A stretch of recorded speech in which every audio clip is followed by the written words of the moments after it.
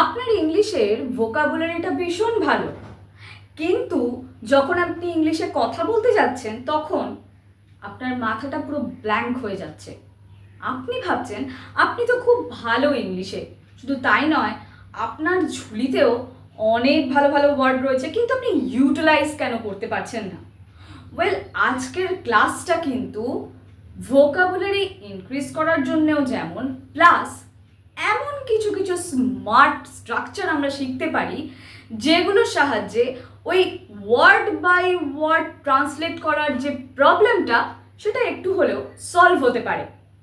আমার মনে হয় এই স্মার্ট স্ট্রাকচারগুলো তোমাদের প্রত্যেককেই হেল্প করবে ইংলিশটাকে আর একটু বেশি, মানে তোমার স্পোকেন পাওয়ারটাকে আর একটু বেশি গ্রোথ দেবে, আর একটু এনহ্যান্স করতে পারবে।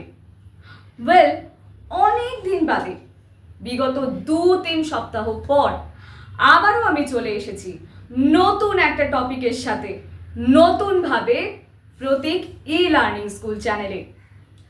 আজকে আমরা 3টে স্মার্ট স্ট্রাকচার শিখে নেব, যে 3টে স্মার্ট স্ট্রাকচারের মাধ্যমে তোমরা কিন্তু তোমাদের স্পোকেন পাওয়ারটাকে এনহ্যান্স করতে পারবে।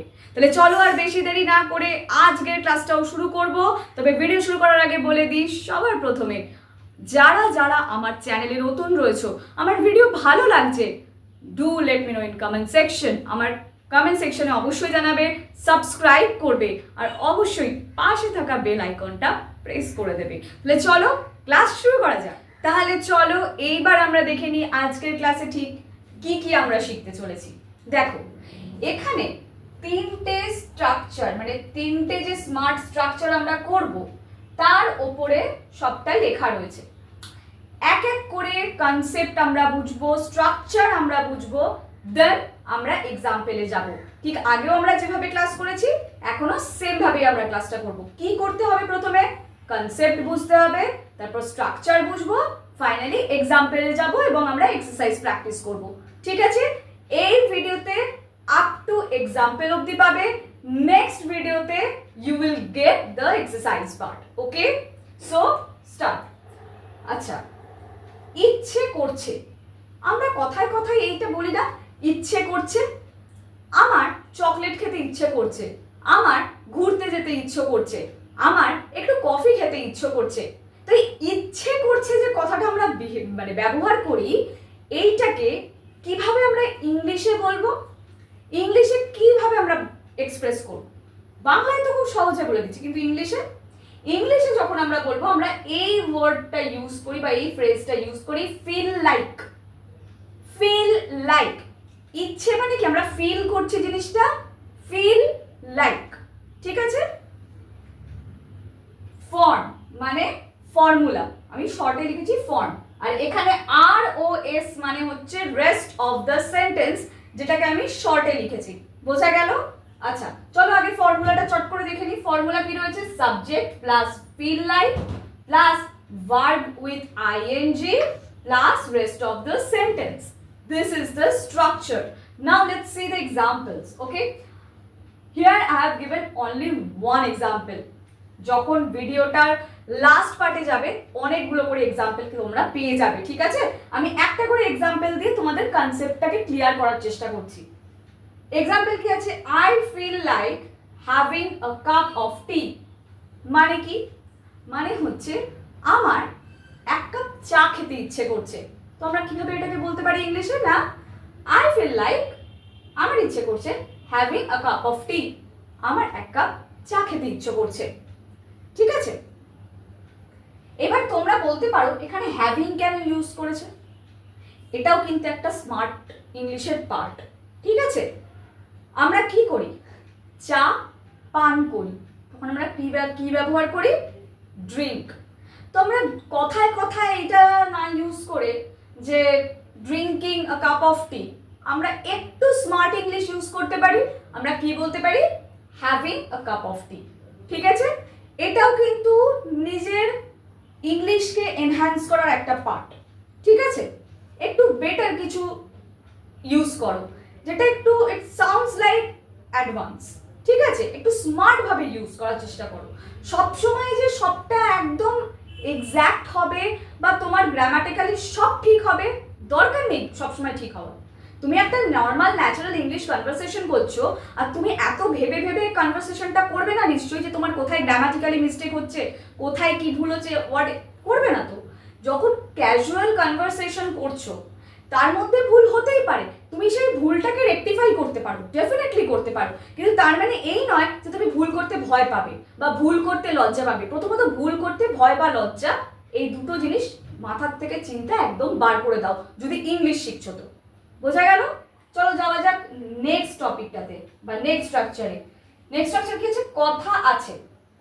কথা আছে, আমরা বলি না ওর আজকে আসার কথা আছে, আমার আগামী দিন শপিং করতে যাওয়ার কথা আছে। তো এই কথা আছে এটাকে আমরা ইংলিশে কিভাবে বলতে পারি? ইংলিশে কোন ফ্রেজটা ইউজ করতে হয়? কি ইউজ করি? Suppose two. সাপোজ টু, বোঝা গেল?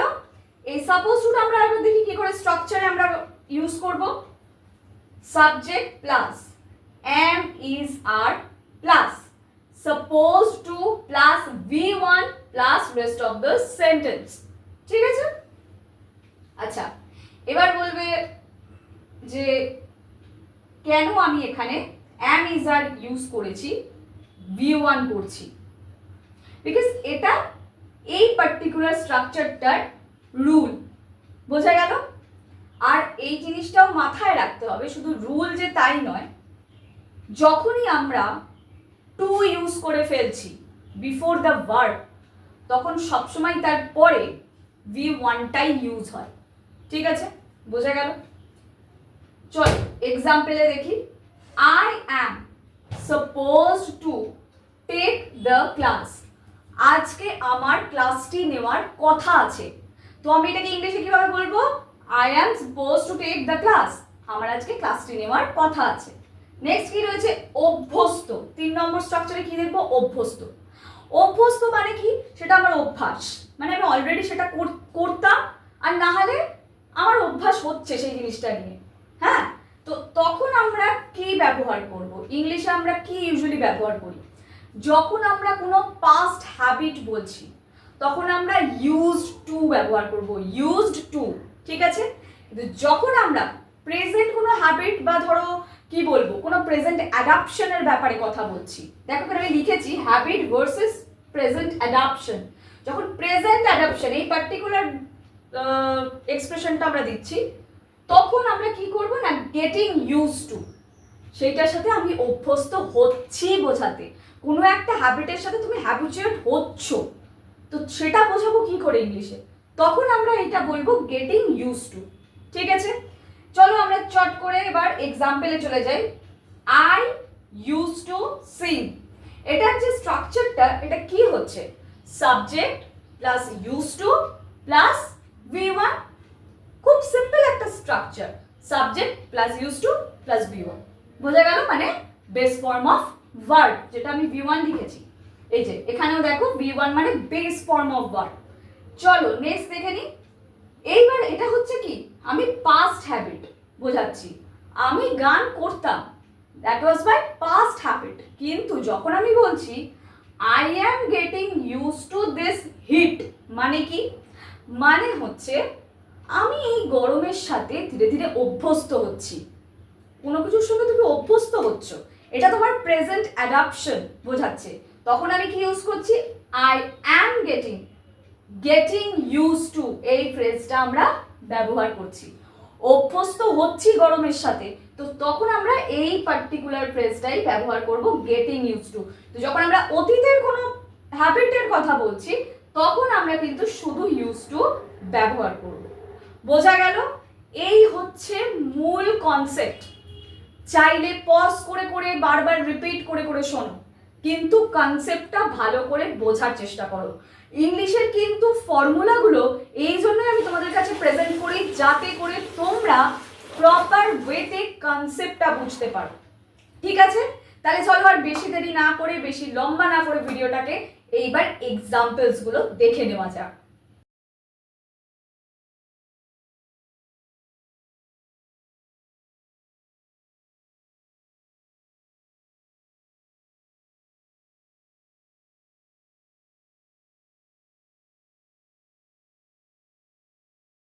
ওয়েল, তাহলে আজকের মতন এই পর্যন্তই। দেখা হচ্ছে আবার পরবর্তী ভিডিওতে।